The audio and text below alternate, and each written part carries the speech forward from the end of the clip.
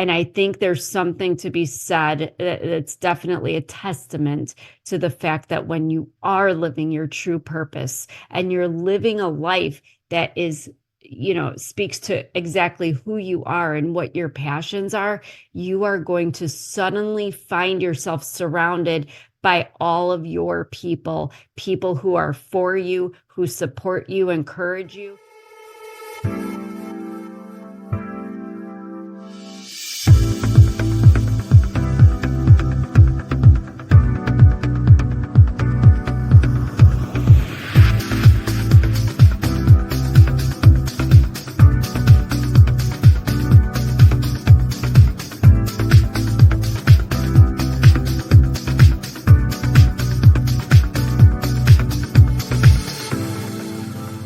Hi there. Hello again. How are you? Oh, I am just fine. What you specialize in isn't a light subject matter, and it's Right. something that you don't want to just skim over, right? Especially if you guys got deep into Yeah. just a story that deserves all of the details. So Right. I totally get it. I want to thank you again though for being on this call with me to share just your experiences because you have been through a lot, but you use those experiences to inspire others to get past their traumas in life, whether it is in relationships or just through any general life experience. We can use the Right. same basic foundations of just our human knowledge and the things that we've been exposed to that has helped us to get over hurdles towards the things that we might struggle with today. So, thank you so much for being here again, Dana. I appreciate you. So can you get started just by introducing yourself? Yeah, absolutely. I mean, I'm just a regular person like everyone else. I've just unfortunately had 4+ decades of experience with narcissists who are actually abusive, because I want to be clear that not all narcissists are abusive. Some are just annoying and some I love very much. But there are some that actually will inflict harm on others to fulfill their ego in whatever the way they feel that they need to. And it wasn't until after I divorced my ex-husband, who I was with for 25 years, after having an abusive childhood at the hands of a narcissistic stepfather, that I actually became very ill. And I developed a lung disease that is rare, but it is a direct result of living in fight or flight for many, many years. And I just felt this responsibility. I'm one of these people who kind of looked at my life and just said, okay, I can sit around and cry about it, and I can probably be depressed and lay in bed and collect disability, and nobody would blame me. Nobody would blink an eye at it. I was justified. But I didn't want to do that. I had been educated in journalism. I studied psychology, primarily to help myself, but because I'd always, since I was 12 years old, had this passion to use my big mouth, so to speak, to help victims of abuse. And I don't think it's an accident that, I was given the experiences and the gifts simultaneously to be able to do that, and the resources to publish a book and be able to speak in certain platforms. So that is what I've done with my life. I've taken all this yucky, nasty stuff that has deeply affected me. I mean, to the core of my being, literally. And I still struggle with it some days, but I don't want others to ever feel that they're any less. And I want people to also understand they're not doing anything noble by sacrificing themselves or diminishing themselves in any way. Because there are serious consequences to remaining in situations with toxic people, like, physical illness that can manifest from the mental stuff. So, like I said, I am not a narcissist. So I am a regular person that doesn't need a title or any special, introduction. I'm just me, but I'm a person that's just kind of reaching down into the depths of that muddy pit and trying to help other people who are trying to pull their way out of there. As you're talking about all of this, it just reminds me that we all do have a choice. No Yes. matter the experience, you chose to find the other side and to live a better, more meaningful life. Or like you said, you were justified. to collect disability, but also really to hide away and not be around people, not to share your story, not to inspire others. And you would have been totally okay had you made that choice. But would you be thriving? Would you be happy? Would you have impacted so many lives had you made that choice? And it's not in everyone's cards to impact lives, to be inspiring, to share their story, and that's not for everyone. But we all get to choose how we face the things that we are handed. Yes. So I just, whenever I talk to you, and I'm sure the listeners and people who view the podcast will be able to see just like the light in your eyes, the way that you share Oh, your story, the way that you talk about your experiences. It's not from a place of pain. It's from a place of this happened and I'm going to give it meaning. Instead of yes. this happened and I'm going to let it hold me down. So that's not to say that really powerful or traumatic things that happen to other people don't hold value, but that's the exact thing, is it happens so that you can use it to turn it into your power.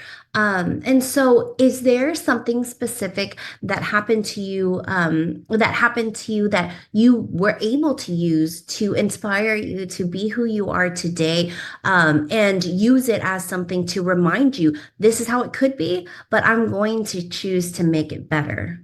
Yeah, absolutely. I mean, I think there were several points in my life where I mean, we always come to those crossroads every day. How many decisions do we make? We can go Right. this way or that. And I think that I didn't really put that kind of stamp on it until towards the very end of my marriage, when I just remember I'd been diagnosed. I was feeling down and out. I mean, people have to understand. I mean, the mental struggle, not only coming from an abusive childhood, but then going through the 25-year marriage to somebody who used multiple abuses to inflict harm on me. I was just feeling so defeated and so lonely and alone. There's a difference Right. between lonely and alone, because I felt nobody else could ever understand this. Nobody else would believe me. Nobody could possibly imagine what I'm going through. But it was at that moment where I just kind of thought, what do I want? And it was just this flippant thought in my mind, what do I want? But really, what a simple question to ask yourself in the midst of any life decision. And you don't have to be, laying on a couch 93 pounds with a backpack oxygen machine to breathe like I was. It could be at any point in your life, whether you're 10 or 100 years old. What do I want? Because guess what? We all have something inside of us. And I think that's why, the things have manifested as they have now, for me, because immediately I knew I still was that 12-year-old girl who, had experienced things in my home with my mother. I didn't want other kids to feel that way. I didn't want other people to grow up like that. So I wanted to still advocate for victims of abuse. Yes, I still wanted to be a writer. I still wanted to be a writer. It's just that my ex had inhibited any opportunity I had to do that, because God forbid I have any joy or sense of pride or accomplishment in my life. So there were these things. I wanted to travel, simple things. I even wanted to be married. It's just that I had to look at what I was in, my circumstances, and say, could I have these things, call them passions, dreams, goals, whatever? Could I have what I want in these circumstances? And immediately, without thought, it was no. I was with a man who had 25 years of chances to love me, and chose to abuse me over and over again. I could not use my degree in journalism. I could not be a writer if I was with him.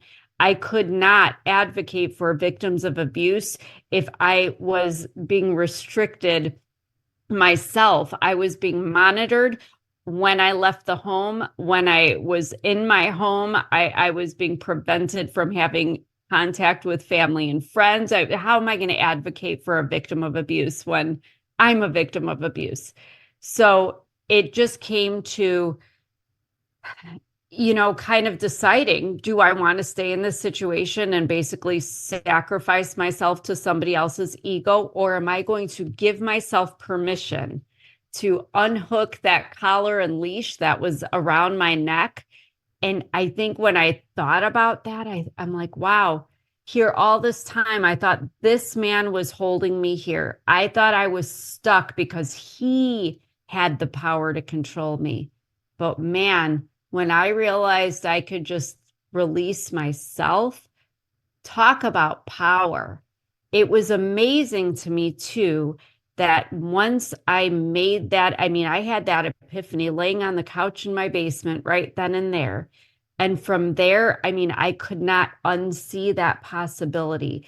I could not forget the way that felt to think about being able to indulge myself and indulge my dreams that I was 45 years old. I mean, what was I doing thinking that I had any right, to do something for me at that point? But you know what? I think so many of us, especially coming from abusive situations, we are made to feel selfish if we even think to buy a shirt that we like or do something for us, any little thing. But you know what? I couldn't, when you have that vision, you just can't let that go, especially when it's something that's so deep seated and just that fire was still in there. So for somebody else, it may not be, like me writing a book and getting out in public and speaking out against abuse and exposing it for what it is. For somebody else, it might look like something that happened to me earlier in my life, which was having my son. Because coming from an abusive childhood, I was like, oh, there's no way I'm bringing a child into this world because I didn't trust myself not to become my mother or stepfather. I didn't trust myself not to repeat that cycle. But again, I made a choice. I used that bad stuff and said, okay, you know what? I really do want a baby though. And if I have a baby, there's no way it's ever going to feel one little iota of what I felt like as a child. My child is going to know that I love him or her more than anything in this world. So again, it's taking that bad stuff and just knowing, and that's power. I mean, you don't have to write a book, you don't have to have a podcast, you don't have to, but raising a child and loving it, let me tell you, that's probably the most important thing anybody could ever do in their life. And if it's not your own child, it's just being open and connecting with other people, whether it's family members, neighbors, people in your community, and spreading that love, opening your heart and giving other people kindnesses that some people take for granted because not all of us have a mother or a father or a family that love us the way that we deserve to be loved and that we want to be loved. Yeah, you touched on so many different things in what you were going through and sharing your story. A couple of things come to mind. One of them being, do you feel like it with us humans, a lot of times habits form and they stay for a very long time. Yeah. Do you feel like really, truly, deeply traumatic event has to happen before we are at where we're forced to stop and see the light and make ourselves make a decision and choose a path? Do you feel like that's necessary in order to see a different path for ourselves? Or in the thick of our daily lives of experiencing an abusive relationship or experiencing something in our lives that we feel like we can't get out of, just the daily happenings that for some people might be horrible and something unimaginable, but for someone who's in the thick of it, to them it's another day. It's the same thing. It's something they regularly experience. Does it take a deeply traumatic event to move out of that, you think? Or does it take just finding the right inspiration or the right story, even if it's just a regular pattern that happens, to be able to move out of that and find inspiration and the opportunity to do better? Yeah, I don't think what I think is that everybody's life is different and everybody comes from a different background as well. So for somebody that might have been raised with, in a healthier environment with two parents who love them and encouraged them and supported them, they might not need that traumatic event to happen. I don't think that's necessary. I just think that there's something triggering for all of us that at some point we hopefully, not for everybody, but hopefully we make that connection in our brains that that we do deserve that, and to even understand what that is. I mean, for me, it was something that, I mean, even I remember in my childhood and for most of my 25-year relationship with my ex-husband, there was just this unsettled feeling. Like I always tell people, it's just that feeling like there's more and that this isn't it, or that maybe you're like, I always described it to others that I felt like, yeah, I was going through life. I was going through the motions, wake up, take care of my husband, take care of my son, go to work, come home, repeat. I was like a worker ant going through the same cycle over and over. But there was just this general melancholy I felt that this wasn't my life. I was living a life, but it wasn't truly mine. And I think this is where people talk about authentic living and purposeful living. And some people, and please don't anybody take this as an insult or an offensive remark, but some people are perfectly fine. And I am married to one. I love my husband dearly. But he's fine doing the same thing and living, doing his thing, basically, is what I say. And he's entitled to that. For me, though, it wasn't, I was living the life that my ex-husband had determined for us. Before that, I was living the life my mother and stepfather determined we should live. And none of it was resonating with who I was in my soul, in my spirit. And what I wanted was negated. What I hoped and wished for, I was told could never be. I was diminished at every turn by everybody important in my life. And, once I, removed myself through my divorce, and my mother and stepfather and I became estranged before my divorce even. But getting these toxic people out of my life or having them remove themselves really opened my eyes to, I mean, basically when you don't have anything or anybody, even if it's just your perception of anybody holding you back, when the world is just open, when you have this blank slate and you have these things deep in you that you want to accomplish and that you're hoping to achieve and that you want to experience, oh my gosh, you want to talk about a whole new world? It was literally like living a whole new life. But what a beautiful thing. And as much pain as I carried in my heart over my past, and as much as I wish things were different, I am so thankful for all those awful things, and thankful that whatever powers that be or whatever fight it was in myself, that I am still standing here and I am okay. And in just 3.5 years since that divorce and having that epiphany, I have published a book. I am publishing 2 more this year about my experiences. I have been on 200 podcasts all over the world sharing with other victims of abuse, and speaking to so many aspects of it. And I've had so many people, contact me saying, because I read this or heard this, I have made a change. I have left that situation. And whatever it is, I am just so humbled and pleased that my misfortunes weren't for nothing, and that I could do something good with it.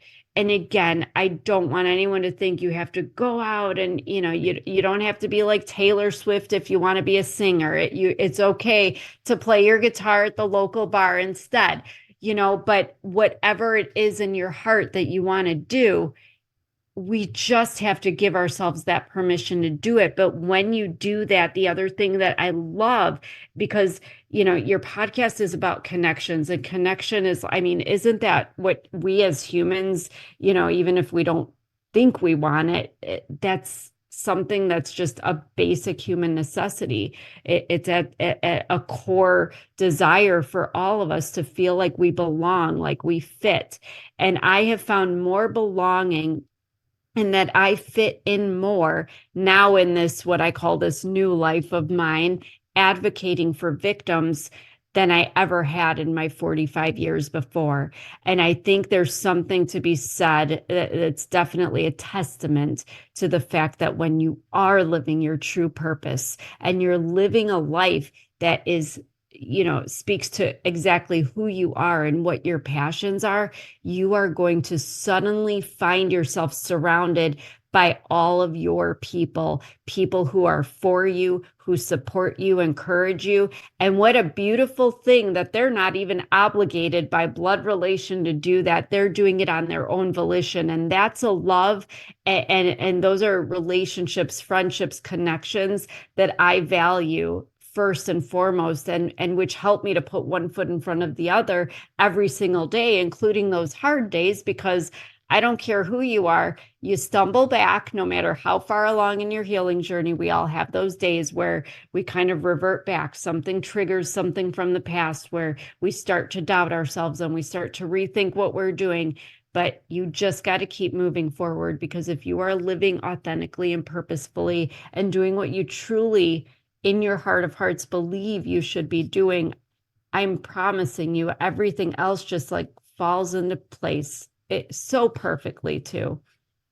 Okay, so with all of that being said, for some people listening or people who have already been exposed to your conversations, your stories, your books, and your inspiration, so for some people it's you that inspires them to wake up and remind them that there is another really beautiful side to life.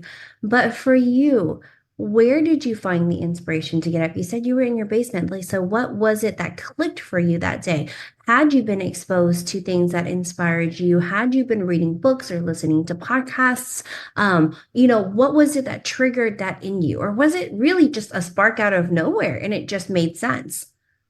It was more something that I had to fight for because, being in the situation I was in, I don't think people realized, and I probably didn't explain it very well in my book either, but I mean, narcissism 101, they like to isolate you, not just from family and friends and limit your social interaction, but he didn't like me on the computer because there was knowledge there.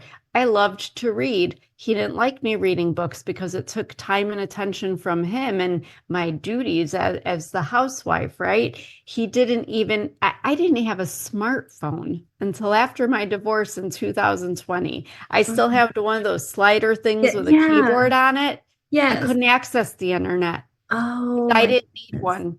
Yeah. Oh my goodness. I never had even listened to a podcast Oh, before my wow. divorce. I had no idea this stuff was out there.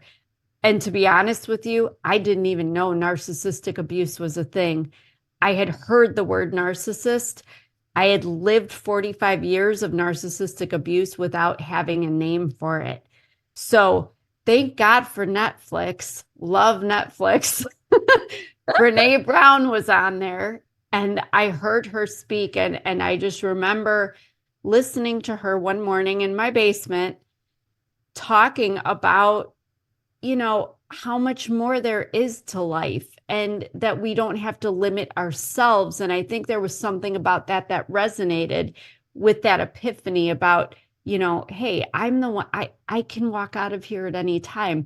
Now, that's not to say there are people, I experienced domestic violence in my former marriage, and there are people that are in much more severe situations that I will caution are much safer staying in their situation until the situation is such that they can leave with their life.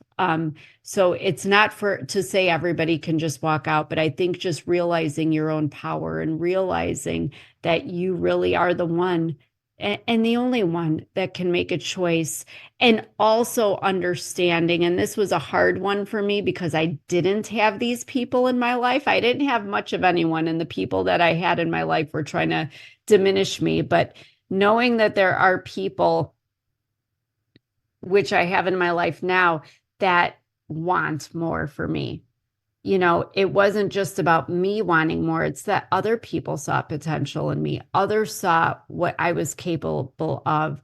Others thought I was smarter and better and could accomplish so much more. And again, I just really impress. It doesn't have to be some amazing feat. It's not about money. It's not about, a resume.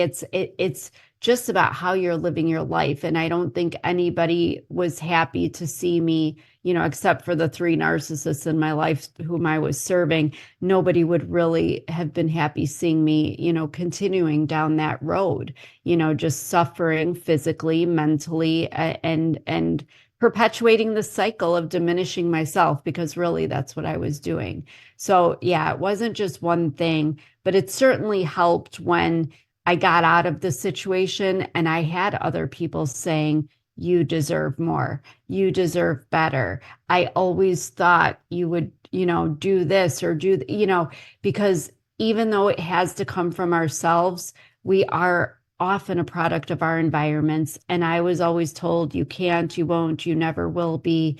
And there's definitely, that those positive words just light a fire under you and really propel you and start making you wonder, like, maybe I can, maybe I should try, so there's a different situation for everybody. But then some people just go about their life and they just might have that realization all on their very own without that ugliness of the past. And they just think, you know what? Maybe I should give this a shot. One of my favorite stories, if I may share real quick, and I'm sorry I ramble, but I met an 84-year-old man. Well, he's 84 this year, but he told me that at 80 years old, he decided he was going to publish one book every year. And people laughed and scoffed at it and said, oh, what do you need to do that? You lived your life. Who cares? And I love that he is turning 84 this year and he has already published 3 books. He has not published his book this year, but every year since he was 80, he has published a book. And kudos to him, because that just goes to show that I don't care how old you are. I thought I was old starting over again at 45. He started his author life at 80. What an amazing story, and what an inspiration to all of us that it's never too late to go for what you want, and you deserve to go for what you want.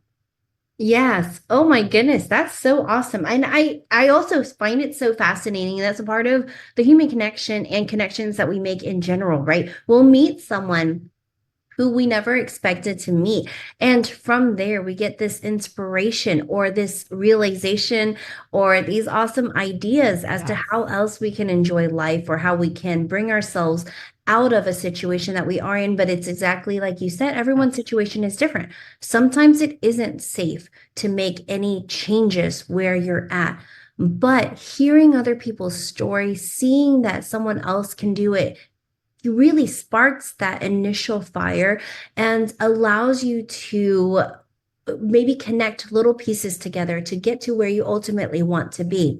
And to touch on what you were saying earlier, it really is, once you find your light and you allow it to shine and you cultivate your growth and really go out there and empower others to do the same, you're attracting just really wonderful people. You're attracting people who might have similar experiences, but then together you can really empower one another. You can count on each other and you can continue to grow together in a really meaningful way. And it makes sense why you're sharing your story. It makes sense why you're on so many different podcasts, as a way to magnify your voice and your story and to remind other people that they aren't alone, and they don't have to feel lonely, because there are other people who are in similar situations, not exactly in most cases, but in similar feelings and emotions. I mean, as humans, it's very basic, our needs and the way that we feel in different aspects and situations. It can be really detrimental, But when we realize that we are not the only ones who's experiencing it, we feel that tingle of warmth. And it's so much better than just Yeah. thinking that there's nobody else out there. And I think that's the whole idea, whether it's in relationships or it's in business and school experiences and education, parenting. I mean, it's all the same in that we long for understanding and for love, and we all want that joy, that peace, and that happiness. And to be held back the way that you were, to be in this controlling situation by other people in your lives and still be able to turn around and like be this really delightful person that you are. It's just goes to show how much work you've put into it, but also your constant dedication to recognizing how wonderful life can be and the things that you're grateful for. But also sharing too that there are other people out there sharing their magnificence and sharing their studies and their learnings, and like you said, Netflix. There are different ways to connect to experts and learn more about the situations that you're in. So if someone wants to learn more about how to use the tools that you used, is your book the best way to harness those things and to learn more about your story? Or is there something that's coming up that we can share? Or what's the best way to learn more about you, Dana? Well, everybody is different. Like I love that we're all unique. So certainly for those of us who like to read, the book is available on Amazon, or you can go to my website and click the link there, and I will have the next two books coming out, which will deal with that childhood stuff if anyone can relate. And then the third book kind of deals with all the after stuff. There is another narcissist, and it's a juicy little read on its own, but it's also talking about healing and loving after coming out of those toxic situations, because we're not broken and damaged. We need to start talking to ourselves nicely and remember that we're still whole and deserving and worthy, regardless of what may have affected us in the past. But for those who don't like to read words or don't have the time to sit and read, and I am one of those people, I'm guilty of it. Podcasts are amazing. And I urge anybody that if you're listening and you think this resonates, as far as something you're seeing in a friend or a family member or a coworker, please share this, because sometimes just on that drive to work or to pick up the kids at school, they may hear something that might kind of get their mind rolling and maybe get them questioning, even if all they do is ask themselves, yeah, I never thought about what I want. Guess what? They're going to start thinking about it. And maybe that'll be the game changer for them, the thing that changes their life, and anybody can relate to, some aspect of this. So, yeah, however people receive it is certainly social media. We do posts every day, whether it's providing resources. Sometimes we laugh about it because we have to laugh. But yes, I definitely my goal is for people to know that it's okay to be whoever you are, and you don't have to operate under other people's, dictations. You can live the life that you want to live and the life you deserve to live, and pursue your passions and your dreams. We all have something really special and unique inside, and I promise you, no matter how alone you feel and how much you think that you're the only one, you're not. And there are other people who want to share whatever that passion is with you. Thank you again for being here, and I look forward to connecting again. Hopefully, just down the road when your story has really evolved and your books have been out, we can revisit for another conversation. Amazing. Thank you so much.